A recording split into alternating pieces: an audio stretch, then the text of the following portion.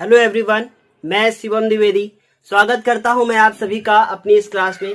आज की इस क्लास में हम आपको विकृत गणिता के बारे में कुछ जानकारी देने वाले हैं। इसे अंग्रेजी में रेंसिडिटी भी बोलते हैं और साथ ही साथ बताना चाहेंगे कि ये आपकी हाई स्कूल की परीक्षा के लिए बहुत ही ज्यादा इंपॉर्टेंट है। दो टॉपिक बहुत ही ज्यादा इंपॉर्टेंट है, उनमें से पहला है संचारण और दूसरा है विकृत गणिता। ये दोनों के दोनों एनसीईआरटी है और ये एनसीईआरटी पे बेस्ड बने हुए हैं और जब से यूपी बोर्ड में एनसीईआरटी आया है ये हर साल पेपर में पूछे जा रहे हैं। 2020 में भी बहुत सारे पेपर में ये पूछे गए हैं। उम्मीद है पिछली क्लास आपको जरूर समझ में आई होगी संचारण के बारे में जो मैंने दी थी। आज की इस क्लास में हम विकृत गणिता के बारे में बात करेंगे। आपने देखा होगा कि बहुत सारे ऐसे खाद्य पदार्थ होते हैं, मेरे खाने वाले जो पदार्थ होते हैं उनमें क्या होता है, कुछ समय बाद एक गंध आने लगती है। ये गंध आखिर क्यों आती है, आपने कभी इसके बारे में सोचा है? आपने देखा होगा कि जितने भी खाने वाले पदार्थ होते हैं उनमें तेल होता है और तेल के साथ साथ वसा भी होती है। चिप्स का पैकेट आपने देखा होगा कि चिप्स के पैकेट में जो चिप्स भरी होती है वो जल्दी खराब नहीं होती है। आखिर क्यों खराब नहीं होती है? इन सब का रीजन है विकृत गंधिता। और विकृत गंधिता आखिर क्या है, कैसे इसे कम करेंगे, रोकने के उपाय क्या हैं, इसके कैसे बचाव के उपाय हैं, यही सब पेपर में पूछा जाता है और बहुत ही ज्यादा इंपॉर्टेंट है। इसलिए वीडियो को लास्ट तक जरूर देखें और उम्मीद है जरूर समझ में आ जाएगा आपको यदि आप वीडियो को लास्ट तक देखेंगे। शुरुआत करते हैं हम। तो आपने देखा होगा कि जितने भी खाने वाले पदार्थ होते हैं उनमें तेल और वसा होती है और उस तेल और वसा के कारण उनमें एक विशेष प्रकार की गंध आने लगती है।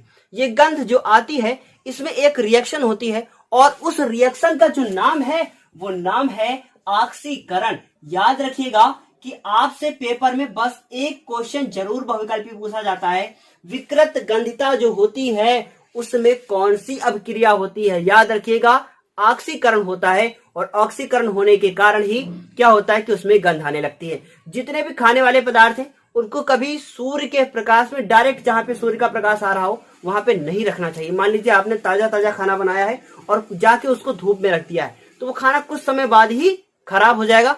उसका रीजन क्या है, उसमें एक विशेष प्रकार की गंध आने लगेगी। अब जो ये नोट्स आपके सामने दिख रहा है इसमें लिखा हुआ है कि खाने वाले पदार्थों में तेल व वसा के कारण उनका स्वाद बदल जाता है और इसी घटना को क्या बोलते हैं, इसी घटना को बोलते हैं विकृत गंधिता। या फिर आप फिर से इसको समझ लें कि लिखा है खाने वाले पदार्थों में तेल व वसा के कारण उनका स्वाद बदल जाता है और उनमें गंध आने लगती है। क्या आने लगती है? गंध आने लगती है। और ये जो प्रक्रिया है ये कहलाती है हमारी विकृत गंधिता। फिर आगे लिखा हुआ है रेड पेन से, जब खाने वाले पदार्थ अधिक समय तक खुले रहते हैं तो उनका ऑक्सीकरण हो जाता है। ये ऑक्सीकरण जो यहाँ पे मैंने अंडरलाइन कर दिया है इसे आप भी अंडरलाइन कर लीजिएगा, इंपॉर्टेंट है। और उसके बाद लिखा है और वह खराब हो जाते हैं। जैसे पनीर व दूध कुछ समय बाद क्या होते हैं, गंध देने लगते हैं। तो याद रखिएगा कि बस विकृत गंधिता आएगा तो आप क्या लिखेंगे, जब भी खुले हुए खाने वाले पदार्थों को खुले में रखा जाता है या फिर अधिक समय तक खुला रखा जाता है तो उनमें एक विशेष प्रकार की गंध आने लगती है और जिससे भोजन खराब हो जाता है। इसी को कहते हैं विकृत गंधिता। कितना सिंपल सा है कि खाने वाले पदार्थों को खुला रखने पर उनमें एक विशेष प्रकार की गंध आती है और यह घटना कहलाती है हमारी विकृत गंधिता। लेकिन यहां से आपका टॉपिक कंप्लीट नहीं होता है क्योंकि पेपर में यह भी पूछा जाता है कि विकृत गंधिता को रोकने के आखिर उपाय क्या है। तो याद रखिएगा विकृत गंधिता को रोकने के उपाय जो है उनमें से पहला आपका क्या है कि खाने को हमेशा फ्रिज में रखना चाहिए और फ्रिज का दूसरा नाम है प्रशीतक। ये नाम याद रखिएगा, शुद्ध हिंदी नाम ही आपको लिखना है।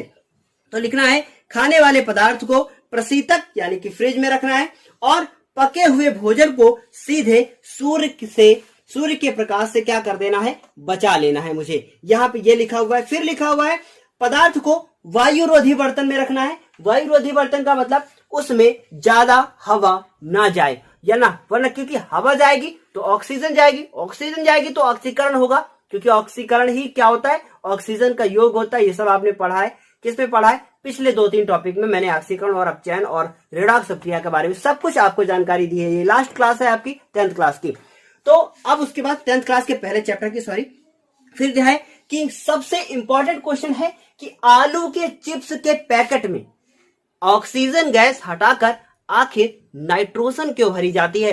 पेपर में यही क्वेश्चन आता है। तो इसका आंसर हम बोल देते हैं, आप लोग लिख लीजिएगा अपनी कॉपी पे कि आलू के चिप्स में ऑक्सीजन हटाकर नाइट्रोजन इसलिए भरी जाती है। बहुत ध्यान से सुनिएगा, आलू के चिप्स के पैकेट में ऑक्सीजन हटाकर नाइट्रोजन इसलिए भरी जाती है क्योंकि आलू के चिप्स जब ऑक्सीजन से क्रिया करेंगे तो वो खराब हो जाएंगे और धीरे धीरे उनका ऑक्सीकरण होने लगेगा और उनमें एक विशेष प्रकार की गंध आने लगेगी। लेकिन अब बात आती है कि ऑक्सीजन को हटाने के बाद नाइट्रोजन ही क्यों भरी जाती है? तो उसका रीजन क्या लिखेंगे? लिखेंगे नाइट्रोजन को भरने का एक कारण है कि नाइट्रोजन अक्रिय होती है, यह कम क्रिया करेगी। किससे? चिप्स से, जो आलू के चिप्स हैं। तो ऑक्सीकरण को ये रोक देगी और वो जो चिप्स हमारा खराब हो रहा था वो खराब होने से बच जाएगा। तो मैंने क्या बताया कि आलू के चिप्स के पैकेट में ऑक्सीजन हटाकर नाइट्रोजन इसलिए भरी जाती है क्योंकि ऑक्सीजन से उसका ऑक्सीकरण होने लगता है, जबकि नाइट्रोजन भर देने के पश्चात, बहुत ध्यान से सुनिएगा, नाइट्रोजन भर देने के पश्चात उसका ऑक्सीकरण रुक जाता है, जिससे आलू के चिप्स खराब नहीं होते हैं। देखिए ये सब सारे क्वेश्चन बन के आते हैं। ये कर देंगे तो क्या होगा? मान लीजिए आपसे क्वेश्चन पूछ लिया जाए कि लोहे की कील को जमीन में गाड़ देने पे उसमें जंग क्यों लगती है, इस प्रक्रिया का नाम क्या है? तो आप क्या कहेंगे? इस प्रक्रिया का नाम संक्षारण है। ये सब मैंने आपको एक दो वीडियो में, पिछले वीडियोस में पढ़ाया है। तो इस तरीके से हमें उम्मीद है ये जरूर आपको समझ में आ गया होगा। ये आलू के चिप्स वाला मोस्ट इंपॉर्टेंट है, इसलिए आपका वीडियो अंत तक देखना जरूरी था। और यदि आप अभी हमें देख रहे हैं तो इसका मतलब आपने पूरा वीडियो देखा है और उम्मीद है ये क्लास जरूर समझ में आई होगी। आज से आपकी 10th क्लास की फर्स्ट चैप्टर की क्लास समाप्त होती है। अगली क्लास में हम बात करेंगे दूसरे चैप्टर की, जिसका नाम है अम्ल, क्षार और लवण। ये जो आपका चैप्टर है ये आपकी परीक्षा के लिए बहुत ही ज्यादा इंपॉर्टेंट है। इसमें बहुत सारे छोटे छोटे न्यूमेरिकल भी आते हैं जो आपको स्कूल और अन्य स्थानों पे नहीं बताए जाते हैं, इसलिए हम आपको वो न्यूमेरिकल्स भी बताएंगे और इंपॉर्टेंट न्यूमेरिकल्स बताएंगे। इसलिए जुड़े रहें हमारे साथ और चैनल को सब्सक्राइब करें और साथ ही साथ लाइक और कमेंट करना बिल्कुल भी ना भूलें। 1000 सब्सक्राइबर और उसके बाद मैं कुछ भी आपसे नहीं कहूंगा, लाइक करने को, सब्सक्राइब करने को। आपकी इच्छा हो, आपको अच्छा लगेगा तो आप जरूर सब्सक्राइब करेंगे। इस तरीके से क्लास यहीं पे समाप्त होती है। तब तक के लिए धन्यवाद।